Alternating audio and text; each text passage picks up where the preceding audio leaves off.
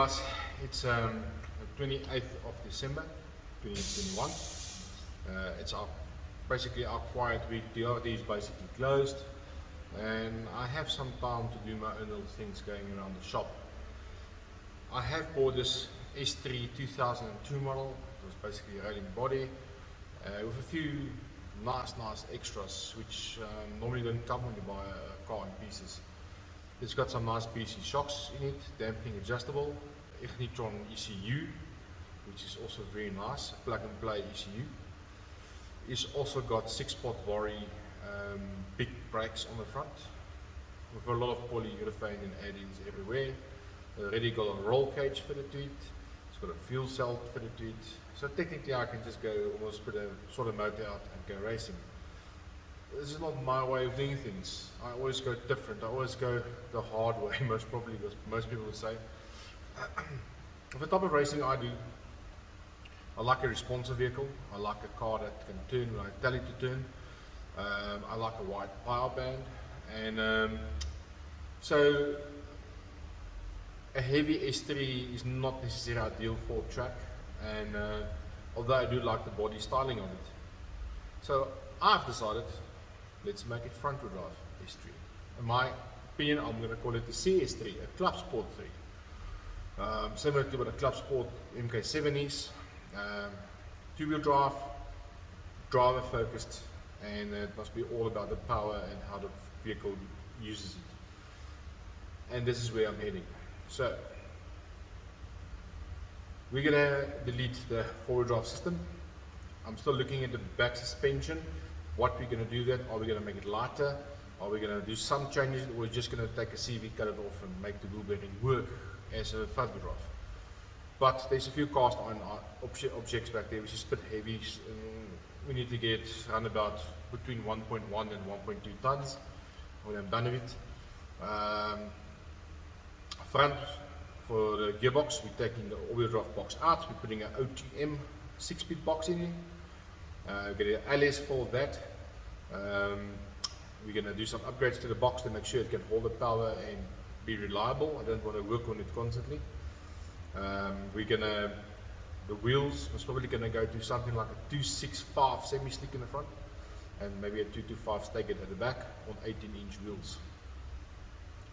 Because of all of that and some of the suspension components for the S3 which is not available anymore, like the bearing carriers for instance, I'm looking to do the Golf 7 Club Sport carrier upgrade for the front, changing to 5x112 PCD, or even going to 5x120 PCD for wheel choices or better wheel choices.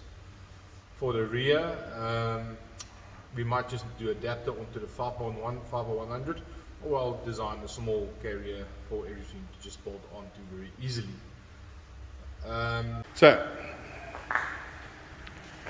This is my 2002 S3. It's got a carbon fiber bumper in the front as well, forgot to mention that. I've got a lot of electric work. I've already stripped out the full subframe. I left the wiring alone because I need to figure out what goes where and where goes what, and to delete what I'm not going to use.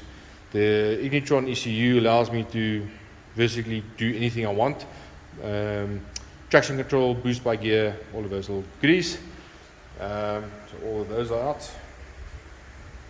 Body is in pretty good shape, bit of paint work here and there. Carbon fiber door cards, I'll need to make them fit a little bit better. Inside there's already a hydro handbrake installed. I'll be most probably redoing that and doing the piping a bit differently. The car's missing an ABS pump, I'm just finding an ABS pump for it. Previous owners cut a hole in the back seats perch for aftermarket fuel cell, and then there was a surge tank in that hole there, so we'll be redoing all of that as well.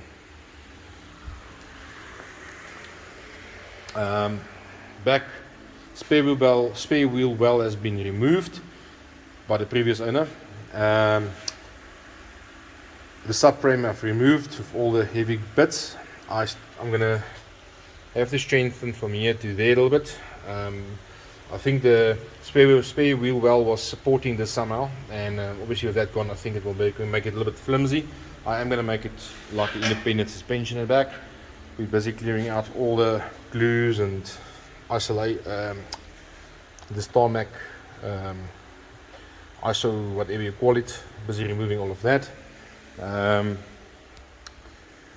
I'll be removing these and reinstalling a normal boot latch. I don't think these are the best way of doing it. Then a few dents on the body, so I'll most probably get that repaired and then wrap the vehicle when I'm done with it. Car's very straight and square. Sorry for my finger in the way there. Yesterday I pulled out a booster. I've heard that these cars tend to get booster vacuum leaks, and I've pulled the booster to just confirm that, and this one's also got a vacuum leak, and it is in the absolute worst place ever. To get this thing out, you most probably have to remove motor.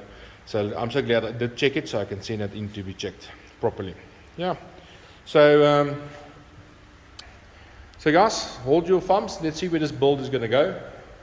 I'm very excited about it. It's my first real proper turbo build, and I'm hoping to get it done in the next 3 months. That is my timeline I put to myself, and we'll be pushing to get it done. Anyway,